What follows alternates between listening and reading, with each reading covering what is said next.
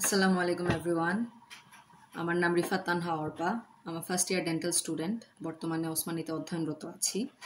তো আজকে আমরা যেটা জানবো সেটা হলো কিভাবে টেস্ট পেপার সলভ করতে হয় এফেক্টিভলি।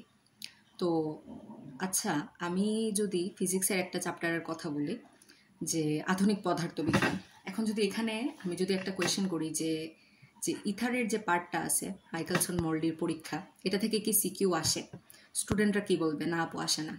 কেন বলবে আসে না? কারণ টেস্ট পেপারে দেখা গেছে, টেস্ট পেপারে বেসিক্যালি কী থাকে?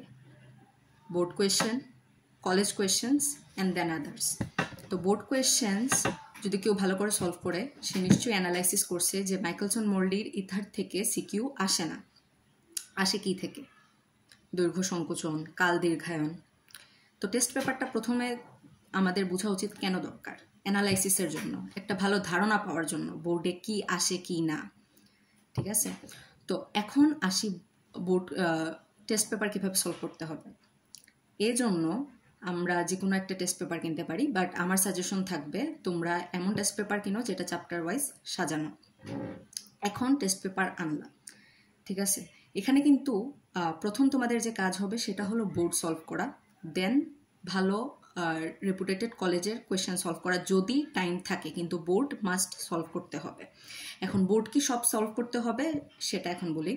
যদি চ্যাপ্টার ছোট বা মোটামুটি লেভেলের হয় তাহলে আমি বলবো প্রথম 15টা question A to Z solve করতে হবে।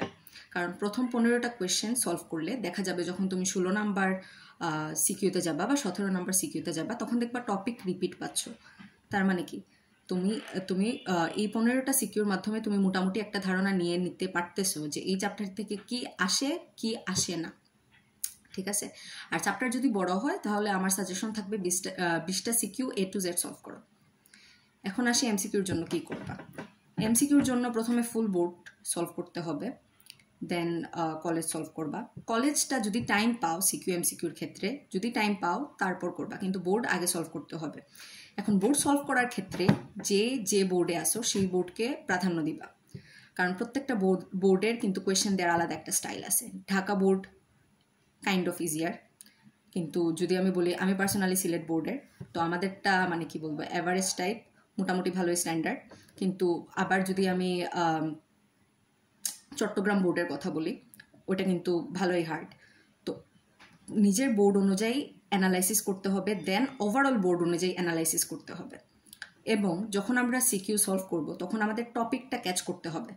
যেমন আমরা যদি মহাকর্ষ অভিকর্ষ চ্যাপ্টারের কথা বলি, তখন দেখবা যে মুক্তিবেগ, কৃত্রিম উপগ্রহের বেগ, আবর্তনকাল, তারপর এগুলা থেকে বেশি কোয়েশ্চেন আসে।